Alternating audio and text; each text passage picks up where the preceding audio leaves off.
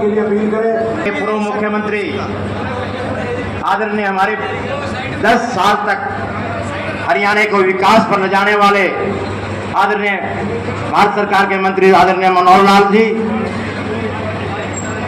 और सभी भारतीय जनता जी, आप हमें आशीर्वाद देने के लिए आए हो। दोस्तों, अभी आपसे सभी बातें आदरणीय 5 साल के अरसे में मुख्यमंत्री मनोहर, पूर्व मुख्यमंत्री जी मनोहर हल्के में, शहर में जो विकास हुआ है वो आज आपके सामने। दोस्तों, करोड़ों का बजट आदरणीय प्रदेश के पूर्व मुख्यमंत्री मनोहर लाल कॉलेज की, प्रदेश के मुख्यमंत्री ने हमें कॉलेज दिया। 200 बेड का हॉस्पिटल बनने जा रहा है शहर के अंदर, कितना बढ़िया। तो सारी बातें मैंने आपसे की है, आपके वार्ड में जाके की है, गांव में जाके की है। दोस्तों, उसके लिए मैं हल्का वासियों का, खासकर फतेहाबाद शहर के मौजूदा आदमी को और वो लक्ष्य, 2 लक्ष्य हैं। पहला लक्ष्य हरियाणा में तीसरी बार लगातार भारतीय जनता पार्टी की सरकार बना करके एक नया रिकॉर्ड कायम करना, और वो तब कायम होगा जब हम एक एक विधानसभा से अपने अपने प्रत्याशी को भारी मतों से जिताकर वहां भेजेंगे। इसलिए ये दोनों लक्ष्य एक दूसरे के साथ जुड़े हुए हैं। यहाँ फतेहाबाद विधानसभा से हमारे श्री दूड़ाराम जी को आप भारी मतों से जिताएंगे तो निश्चित रूप से बनने वाली सरकार में यहाँ का भी एक योगदान होगा। अब प्रश्न ये है कि इसको कैसे करेंगे और क्या क्या बातें इस समय ध्यान रखने की हैं।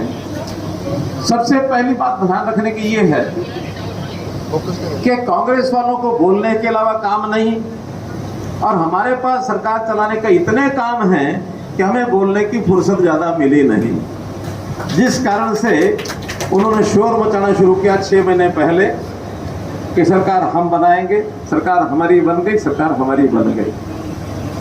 और इसका कभी कभी ऐसा होता है कि अंग्रेजी में कहते हैं गोएबल सिद्धांत, गोएबल प्रिंसिपल ऑफ गोएबल्स। कोई अंग्रेजी पढ़ने जानने वाले हमारे भारत भूषण जी बता सकते हैं प्रिंसिपल गोएबल्स क्या होता है, गोएबल का सिद्धांत। ठीक बताया कि किसी बात को अगर 100 बार झूठ बोला जाए तो कुछ लोग प्रभावित होकर के उसी को सत्य मानने लग जाते हैं। कांग्रेस ने यही फार्मूला बनाया, बार बार बोल के हमारी सरकार बन रही है, हमारी सरकार बनेगी, हमारी सरकार बनेगी, और कुछ लोगों ने उस पर विश्वास करना शुरू कर दिया। अब मैं उनकी एक एक बात को आपको बताता हूं कि किस प्रकार उनकी ये बात नहीं सिरे चढ़ रही, बल्कि उल्टा भारतीय जनता पार्टी की इस बार तीसरी बार सरकार बन रही है। ये मैं आपको एक एक करके बताता हूं।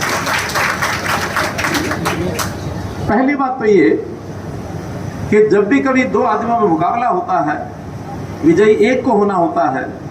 अगर उन दोनों में से कोई एक आदमी ये कहे दूसरे पड़ोस वाले आदमी को, अरे भाई मेरे जरा हाथ मिला ले, मेरे जरा हाथ मिला ले, मुझे लड़ाई लड़नी है, इसका मतलब जो लड़ाई से पहले सहारा मांगने लग गया तो उस आदमी ने अपनी क्या हार मान ली, कमजोरी की तरफ बढ़ गया, हार की तरफ बढ़ गया।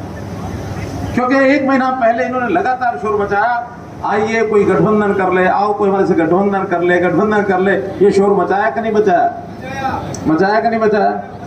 और फिर देखो सामने वाली पार्टी ने भी, किसी ने भी इनकी तरफ हाथ नहीं बढ़ाया, कि उनको ही पता है कि डूबती नैया में अपना पैर रख करके तुम भी क्यों डूबो।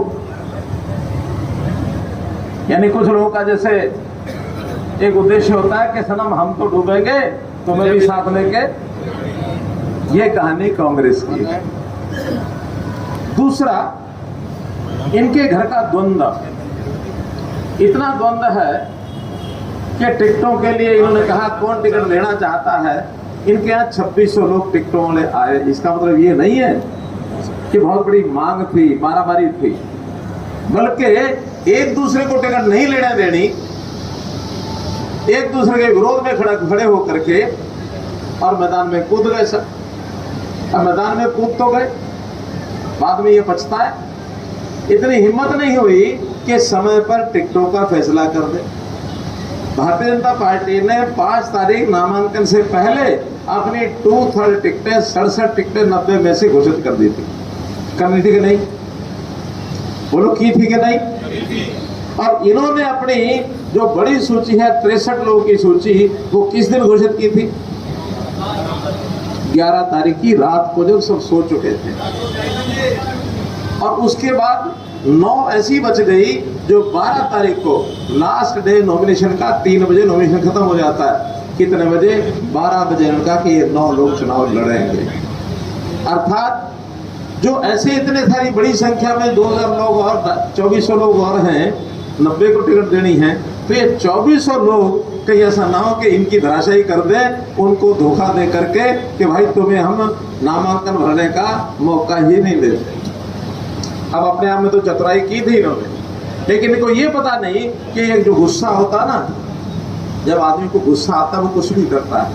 इनकी एक एक विधानसभा में 30-30, 35-35, 40-40 लोग, उनका ठीक है, मत टाइम पर टिकटें घोषित करो, नामांकन तो नहीं भरेंगे लेकिन हम किसी की मदद तो कर सकते हैं, कुछ खुल के कुछ अंदर खाते आज भारतीय जनता पार्टी के कैंडिडेट की सहायता कर रहे हैं।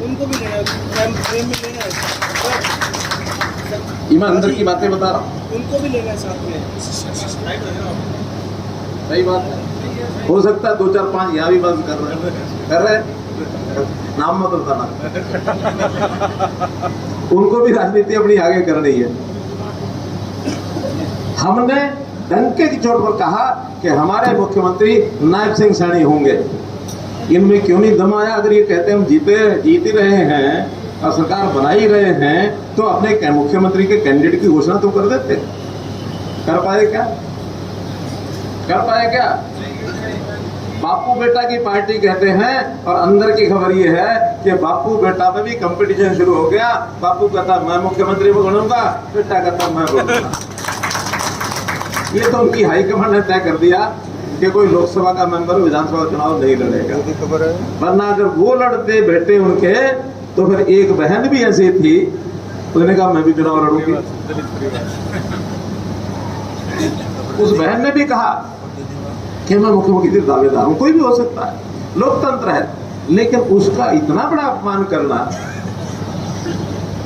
आखिर एक तो महिला और वो भी अनुसूचित जाति की नेता, ये इनको बहुत महंगा पड़ने वाला है। पार्टी का उनका इंटरनल मामला है, लेकिन किसी महिला और अनुसूचित जाति की महिला के खिलाफ इस प्रकार के अपमानजनक शब्द बोलना, क्या ये सभ्यता का, शिष्टाचार का विषय है क्या? जातिवाद सूचक इनके सपोर्टर्स ने बोले कि नहीं बोले?